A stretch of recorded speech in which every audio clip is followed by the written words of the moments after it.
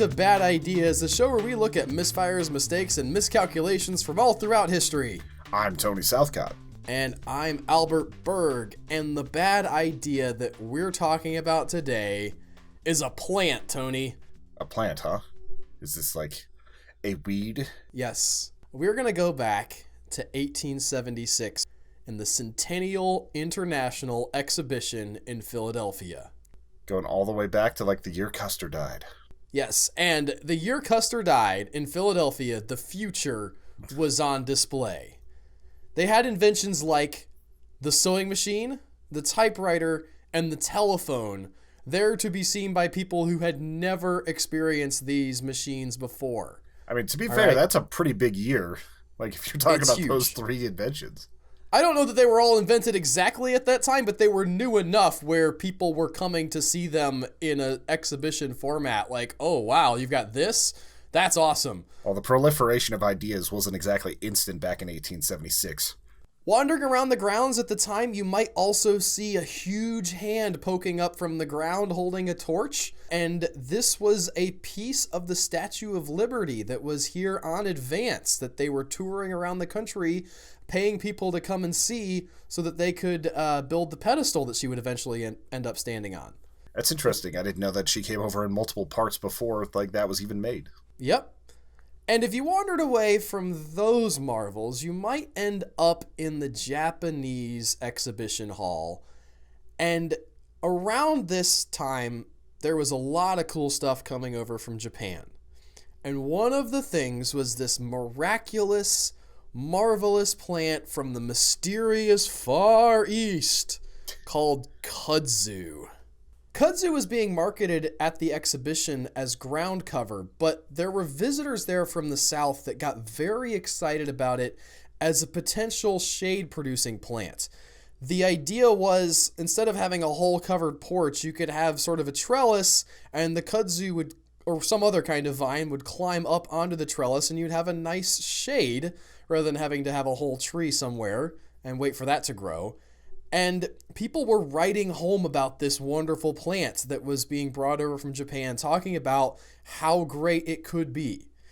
And it gained popularity, first as a shade plant in the South, but then eventually, as its original purpose was intended, people started using it for ground cover. And it's a gradual increase for kudzu. It doesn't take on all at once, but people get excited about it in little patches. And as the 19th century turns into the 20th century, Americans started using it just all over the place. It was planted not only for ground cover, but for cattle feed. And in 1920, Central of Georgia Railroad gave seeds out to farmers in hope that they would grow kudzu hay and then ship it on the railroad, which in my mind was a pretty ingenious idea, Tony. You're giving this stuff out, you think it's going to grow like a weed, which it ended up being, and then this will turn into a product that they will have to pay to ship on our railroad. It's a win-win. Yeah, I've never thought about a railroad wanting to seed the literally seed something so that they would have more to ship. Not the bad idea this episode, Tony.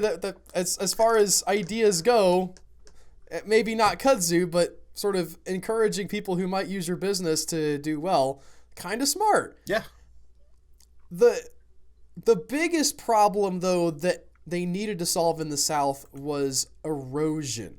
A lot of the farming practices in the South were leading to soil being very loose, blowing away your topsoil, which has all the nutrients, getting pulled away by the wind and by the rain, and they needed something that could stop this. And kudzu was a potential candidate for a plant that would grow over the soil, and it wouldn't necessarily be harvested. They hoped that it maybe could be harvested, but its main pitching point was that it could put down roots in the soil, it could hold the dirt where it was, it would keep the nutrients in, and you wouldn't have this major erosion problem that they were dealing with.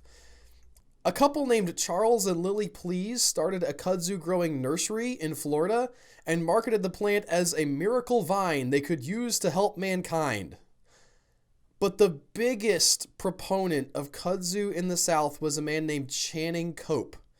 Channing Cope is known as the father of Kudzu, and he had a popular radio show where he used his influence to preach, almost literally, the benefits of Kudzu. This was, for him, a miracle plant. He saw this thing as a potential transformational engine for the South, that it would change these failing farms into successes again, that it would stop this dust bowl that was sweeping the South with all this erosion and put down roots and potentially, become a crop that the South could harvest. And he not only talked about it on the radio, but he formed the Kudzu Club of America, which was a pro-Kudzu organization that boasted 20,000 members at its height.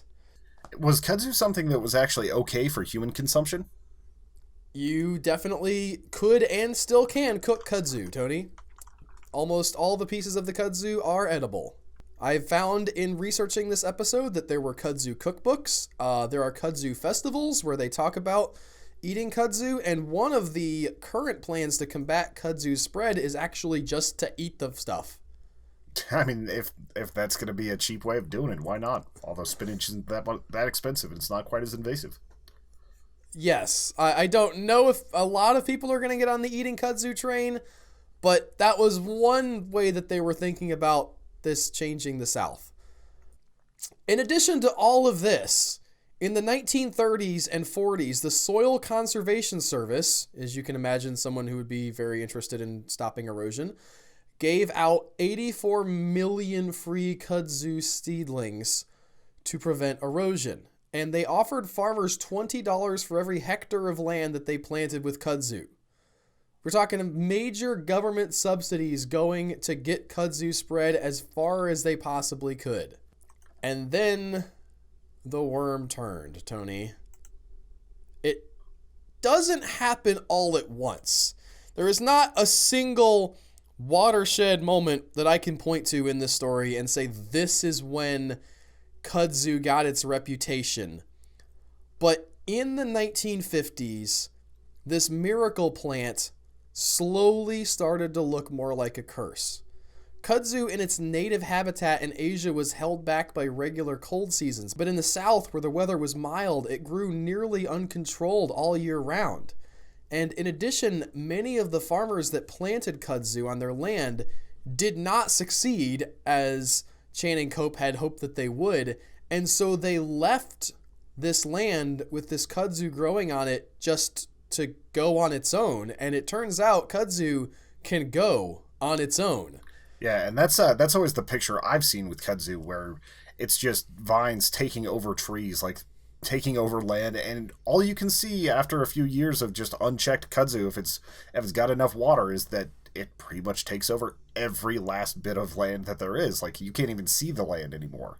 There are some pretty stunning pictures of kudzu covering over forests, covering over all the other plants. It has these large leaves that can stop sunlight from reaching other plants, and it grows at a rate of a foot per day. So it spreads really quickly. Not only that, but it can be very, very heavy. So if it grows up into these forests, chokes out these trees so they're rotted down, it can literally pull entire forests down with its viney tentacles. It's bad stuff. It's so bad, there's a poem about it by this guy named James Dickey, and I want to read this poem because it was pretty cool. I came across this as I was researching this, and I want to share this with y'all. The only poetry reading we've ever had on this podcast, and maybe the only one we ever will, but here goes. Japan invades. Far eastern vines run from the clay banks they are supposed to keep from eroding, up telephone poles which rear half out of leafage as though they would shriek like things smothered by their own green, mindless, unkillable ghosts. In Georgia, the legend says that you must close your windows at night to keep it out of the house. The glass is tinged with green, and even so, as the tendrils crawl over the fields, the night the kudzu has your pasture, you sleep like the dead. Silence has grown oriental, and you cannot step upon the ground. You know, if you left a window open and went away for like 2 weeks, that could definitely take over a room. It'd be like 14 foot. At a foot a day? Yes. It does not grow at that rate all year round, I have to point out. There's a heavy growing season for about 60 days where it does most of that growing. By the time the kudzu evangelists realized what they had wrought, it was too late. The plant was pernicious and it was spreading. Herbicides were largely ineffective against it, and it had to be cut out over and over during the same growing season to kill it off for good, because the roots would just keep coming back.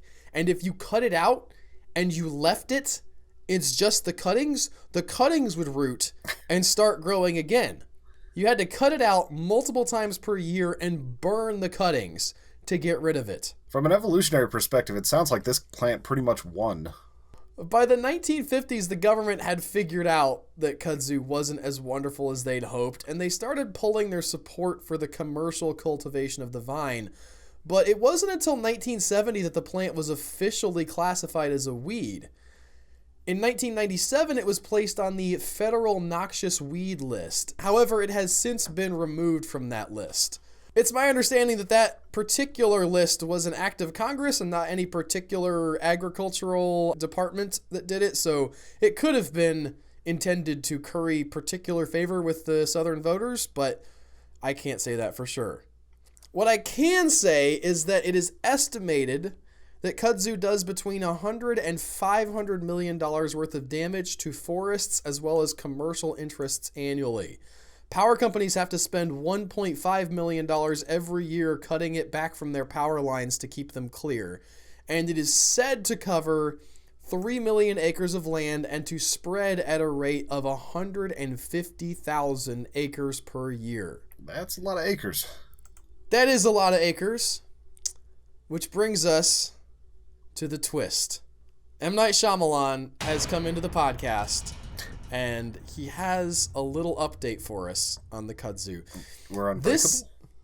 We are, yes. We're both immortals, and we're going to live forever, Tony. Sweet. Or we can't be shot. I don't know. Here's the thing. I was researching this, and the idea that kudzu is this all-consuming invasive species that's almost impossible to kill and very, very fast-growing and sort of just eating the whole South is very pervasive in our culture. But I came across some numbers that were not lining up with the legend of kudzu. I want to call out specifically the article that I read that had most of these counter arguments in it. It's by Bill Finch, and it's called The True Story of Kudzu, the Vine That Never Truly Ate the South on Smithsonian.com. And he quotes U.S. forest estimates of kudzu's coverage. And they say that it covers no more than 227,000 acres total. If you'll recall, the larger number that's bandied about is 3 million acres. So this is less than a tenth of that. Yeah, and that's barely more than what they say the spread rate is. Yes. Again, numbers from the U.S. Forest Service indicate that it spreads at a rate of only 2,500 acres per year. Not only is kudzu overestimated, the fact that it is so popular in our culture means that we've underestimated other vines as well, such as privet and honeysuckle, which incidentally also happen to come from Japan, and those do as much, if not more, damage than kudzu, and yet they get a fraction of the attention. I had no idea. I didn't have any idea either, Tony. It's a story with two sides, and I don't 100% know which side is correct. There are very knowledgeable, very emphatic people on both sides, and this guy, Bill Finch, is kind of an outlier in his refutation of kudzu's reputation. Well, maybe he's just a kudzu lobbyist. Possibly. The plants are paying him. They're taking over. His idea is that essentially this lofty idea of kudzu as this miracle plant transformed into kudzu as a demon monster that could never be stopped. And in fact, neither story was ever fully true. He thinks that because it became part of the South's cultural identity, that the South just sort of morphed that cultural identity into well, if it's not the best thing ever, it's the worst thing ever, but it's still our thing. So let's hype it up and still be kind of proud that we have the worst weed ever, kudzu. Also, it sort of looks like poison ivy according to this article I'm reading, so if you're foraging for kudzu, make sure it's kudzu before you end up eating it. Poison ivy might be edible too. Somebody write in and tell us. If it was a bad idea, we'll talk about it on the podcast. Anyway, that is all I have for this week on bad ideas, and I know in my heart that it's a little bit unsatisfying that I could not dunk as hard on kudzu as I wanted to. I know some of y'all really wanted to hear that we spread this terrible monster plant and we're reaping the rewards of our idiocy, and there are lots of invasive species that we fight against, but kudzu is just one of those, and it might not deserve quite the reputation that it has in the world. But that's what happens when you research this podcast, Tony. A lot of times you'll go down a road and you think something's going to be great, and it turns out not to have the teeth that you expected. Yeah, I get one of those like every 2 weeks where I have to spontaneously change ideas, which is why we need you guys to send us ideas at badideas, or the Bad Ideas Show at Gmail, or is it just Bad Ideas Show? badideashow@gmail.com. Yeah, so send us the emails there or hit us up at Human Echoes on Twitter with the bad ideas you'd like to see us cover. If there's enough meat to it, there's a very good chance it'll end up on the podcast. We'll see you guys next week with more bad ideas. Take care. Bye.